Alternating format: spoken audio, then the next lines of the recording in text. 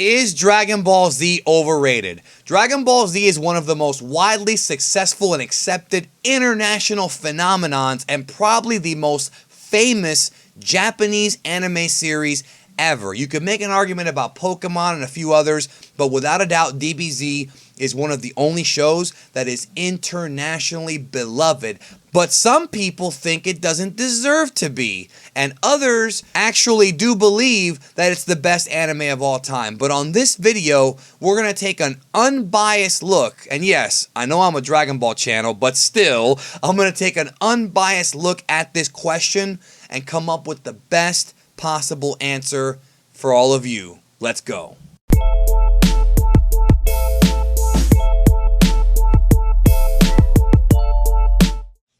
So is Dragon Ball Z overrated? Yes, I know this is a Dragon Ball channel, but I want to look at this from a very objective perspective, and I want to talk about whether or not the series is overrated. Now, before you leave your comments, I would encourage you to please, listen to our discussion first and then give your thoughts. And also, I want to let you guys know this is actually one half of a two-part discussion where on my channel, we're talking about is DBZ overrated, and on his channel, the man who I'm about to introduce right now, we're talking about is Dragon Ball underrated. So please welcome my partner in crime for this video. Like I said, check out his channel. I will leave a link down below for you to check out the Is Dragon Ball Overrated or Is Dragon Ball Underrated video.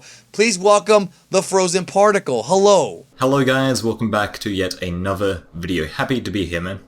Yes, with your infamous intro. So let's talk about DBZ being overrated, all right? Now, Dragon Ball Z is hugely popular. It actually, inspired people to do great things. It's a very influential series, but is it really the best anime ever? And first of all, yes or no question, Nathan.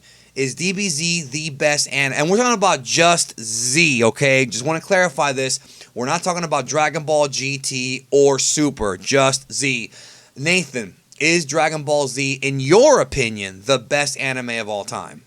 No.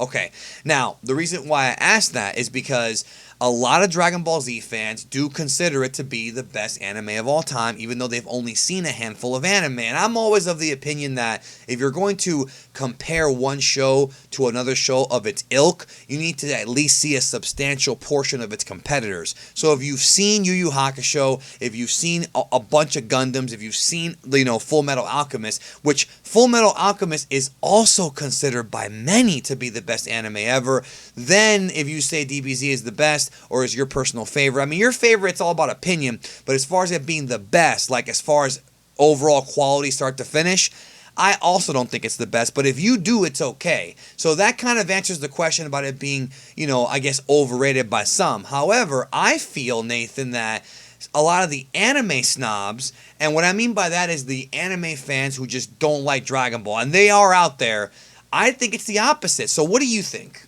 I mean, yeah, I think that Dragon Ball Z is sort of underrated when it, in terms of, the anime snobs dissing it, because it's done great things. It's helped people so much. And maybe it's not the best anime in the world. Nothing's perfect, but it's done good things to people. It's built careers. It's made Toriyama a lot of money, even though he was a millionaire before with Dr. Slump.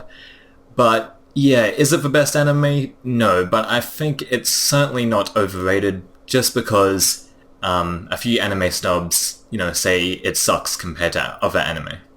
Yeah, and the thing about anime snobs that does kind of piss me off, that knock on Dragon Ball, is yes, Dragon Ball obviously is not perfect. There's a lot of flaws here. There's animation mistakes. There are plot holes. There are story contrivances. It drags on a lot. Nobody's going to sit here and say that Dragon Ball Z is a perfect series. You just can't say that. There's a lot of problems with it. But I think that a lot of anime snobs, one thing that does irritate me is that a lot of them got into anime because of Dragon Ball. They basically became anime hipsters. They started watching Dragon Ball as a kid, right? Then they graduated to more sophisticated, more thought-provoking anime.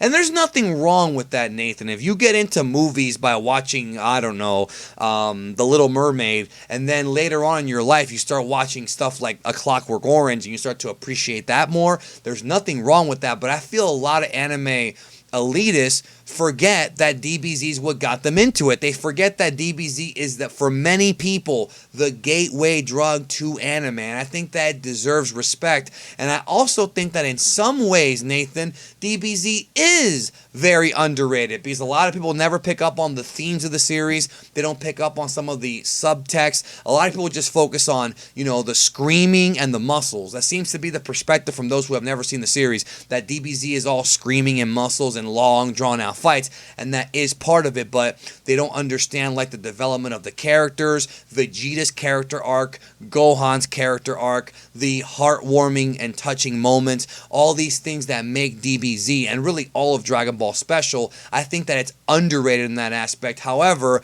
I do think there are some people who are just DBZ fanboys who don't really watch other anime. Now, I am not an anime purist at all. I am mostly a Dragon Ball fan, but I cannot sit here and confidently say that Dragon Ball Z is the best anime because, first of all, I don't think that's true. Second of all, I don't think I have the knowledge of other anime to be able to say that. Like, if I watched a lot of anime, and I watch anime, but I'm saying if I watched like as much as, I don't know, let's throw some names out there like Sawyer 7 Mage or some of these guys, Hail Zeon, who have like entire walls, Nathan, dedicated to different anime series, then I could freaking make that comment. But I'm mostly just a Dragon Ball fan.